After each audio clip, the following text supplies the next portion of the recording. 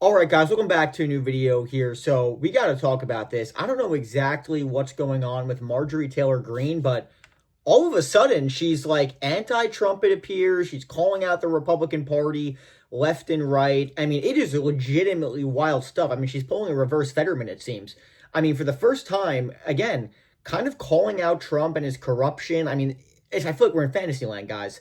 Imagine a year ago, even like it's insane. A year ago, saying Marjorie Taylor Greene would be going away from the Republican Party. You see a lot of Republicans on social media going after her. But you know what? You got to give her credit. Like, she is calling out her party, basically calling them out as being hypocrites. They've done nothing, calling out the president's corruption with his crypto donors and his crypto meme coin. I mean, and not looking out for his actual voter base, but hey, he's in the pocket of the billionaires. That's basically what she is implicating in these comments. And Trump is not going to like this. And there's a bunch of reasons why maybe she's feeling this way, but there's no question, okay, this is for real. Marjorie Taylor Greene is going off and like shifting away from the Republican Party, which is totally wild. And she's made comments in the past that she doesn't even feel like a Republican anymore. I mean, what is going on? I mean, in this country, I mean, it really is insane what's going on. Like, Marjorie Taylor Greene is just leaving the Republican Party, like, not pro-Trump anymore. What is going on? So, she did a podcast recently with Tim Dillon where she basically lays out her position, and I'm going to show you a number of clips here where she's taking direct aim at the president and his administration. Again, she doesn't directly say, oh my God, Trump is terrible, but she's making pretty heavy implications here, definitely the strongest I've seen her make. So here's the first clip of Marjorie Taylor Greene basically saying Trump is not looking out for the people whatsoever. The affordability crisis is getting worse, not better. Things are getting more expensive, not less, as was promised.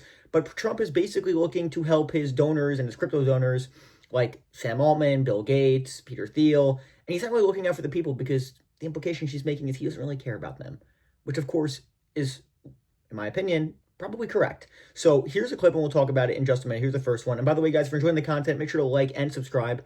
It's super good for the algorithm and it helps with the channel immensely. And if you want to become a member, hit the join button below as well. My Patreon's also below. Also, thank you guys so much for the support. Here's the first clip and we'll talk about it in just a second. Major manufacturing companies they're saying we support the president, we support what he's trying, his long-term goal, but we're having problems with these tariffs.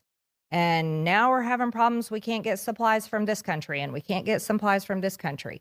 And there's problems, but have regular people's bank accounts been affected? Has the stress come off?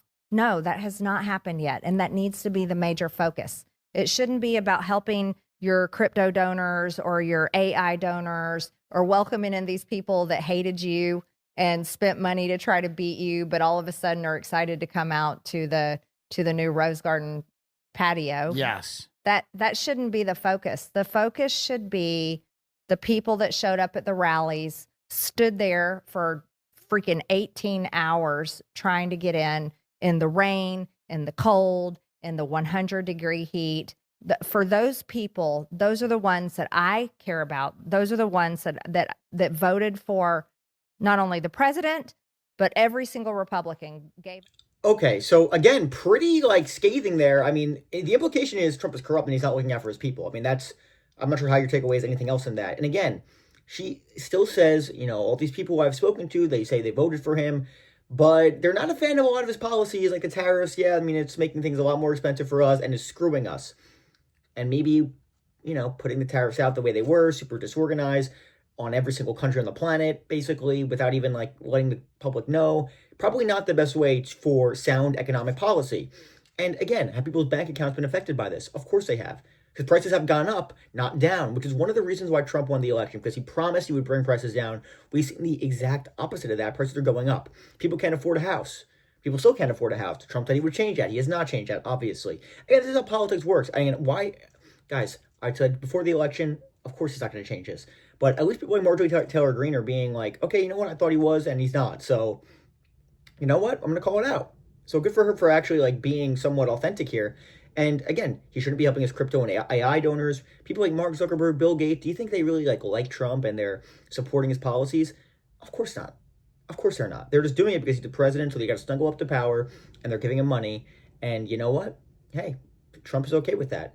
And Marjorie Taylor Greene's calling out that hypocrisy, and the implication is it's pretty corrupt. I mean, I don't know how you disagree with that, because it's 100% true. And again, the focus when you're an elected leader should be on the people and the voter base, okay? All those people going to his rallies, not just them, just like the American public in general. Is that really his top concern, or is it the concern of the rich business people who are giving him money so he doesn't regulate them as much? It seems that's what the concern is, and that's the point Marjorie Taylor Greene is trying to make there. She makes a number of good points. And again, she also brings up the next clip I'm going to show you. She goes after him and his administration for not releasing the Epstein files. And she basically says, this is a non-starter. This was promised that it was going to be released to us. But it's not being released all of a sudden. And anyone who even asked that is a traitor of the president, which is just beyond weird. Now, what are they covering up exactly? Does it have something to do with the president maybe being directly involved with Jeffrey Epstein? I don't think it takes a brainiac to figure it out based on a lot of the evidence and circumstantial evidence out there, like the birthday letter he wrote to Jeffrey Epstein where he said enigmas never age, and the weird little letter. I mean, that was just creepy as hell. And we know for a fact they were friends for quite a long time.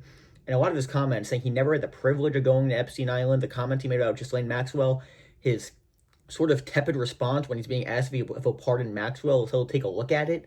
I mean, these are weird stuff, guys. Here's a clip of Marjorie Taylor Greene just going off about this. And you know what? You got to give her credit because a lot of Republicans, they don't have the spine to actually call it out. Guys, in the House right now, there is basically a vote to release the Epstein files. Every single House Republican, other than a couple, including Marjorie Taylor Greene, who's voting to release the Epstein files, all of the Republicans are saying no because Trump said you have to vote against it. All the Democrats are saying yes. So the Republicans are the one who are actively holding up the Epstein file disclosures in the House. Think how insane that is. In fact, there's a lot of speculation, which Marjorie Taylor Greene is going to bring up. Maybe the government's being shut down because they don't want that vote being released.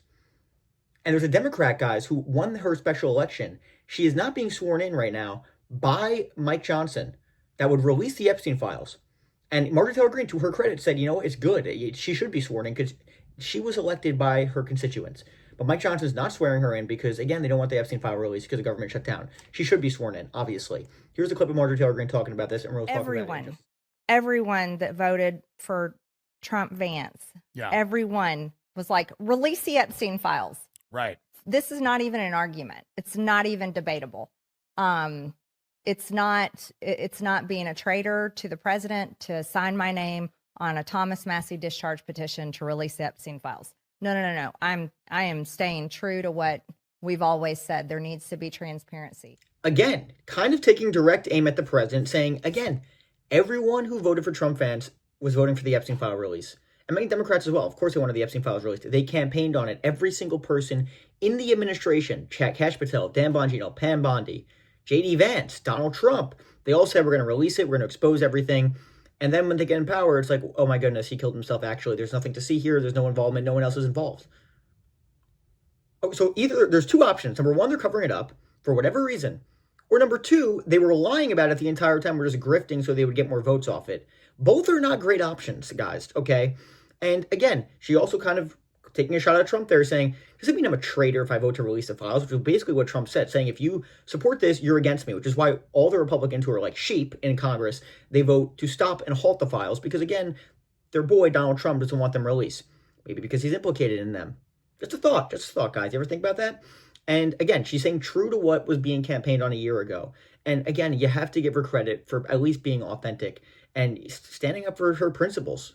You got to give her a lot of credit for that. She's super against the Iran war where we just bombed them for literally, again, the day that Iran was a threat to the United States, guys, come on. I mean, if you believe that, that's fine, but give me a break. If you disagree with me, let me know in the comment section. I'd love to hear how you could disagree with that. But there's no way no serious person believes that ballistic missiles were going to be sent to the United States by Iran. It's absurd. It's absurd. And here's the last clip I'm going to show you. Further going in, basically saying the Republicans, they have no plan. It's just complaining, and yet they have no plan to solve anything. Here's the last clip, and we'll talk about it in just a second. I've been in the Capitol. There's two things I couldn't find this week. I couldn't find anywhere the Epstein files, and I also couldn't find the Republican plan to fix the absolutely destroyed health insurance industry that got wiped out in 2015 with Obamacare. Yeah. Like, those are the two things I can't find. And when Republicans, and I'm criticizing also Congress big time. I'm really grateful to a lot of the things the president is doing, but I'm really upset with the direction Congress is going. But when we are not doing anything to address the cost of living, we aren't doing anything about Blackstone buying up houses where most young people can't find a house and they're having to compete in bidding wars. Right. And we're not doing anything about health insurance premiums then for the love of God, what are we doing? Okay, again, there's basically her point is there's no solution the Republicans are offering. None. After campaigning on this for years, we're going to have a great new healthcare plan, like Trump has said. Nothing has been produced of substance whatsoever. Epstein files, not there at all. And listen, I don't know what is up with this rebrand. Maybe there's ulterior motives, possibly. But as it stands now, you got to give her a lot of credit, guys. In my opinion, maybe you can disagree with me. Let me know in the comments. I'm curious what you guys think. But she's certainly turning. She's not happy with all the support for Israel that's going on, all the money going to Israel and bombing Iran, which costs the United States tens of millions, in the billions of dollars, actually. If you take into account how much money it costs to shoot down Iranian missiles coming in and moving of warships into the Middle East, it's absolutely insane how much money it costs just for this 12-day war. That's not even talking about the potential for another long-term conflict that could potentially break out with Iran. So again, you got to give her a lot of credit here, in my opinion. Let me know what you guys think in the comment section, but super interesting stuff with Tim Dillon here. That's what I got for you guys today. Again, if you're enjoying the content, make sure to like and subscribe. It's super good for the algorithm. And if you want to become a member, hit the join button below. My Patreon's below as well. Been getting great growth recently. I really appreciate all your guys' support. Thank you guys so much for watching. Have a great night, and I'll talk to you later.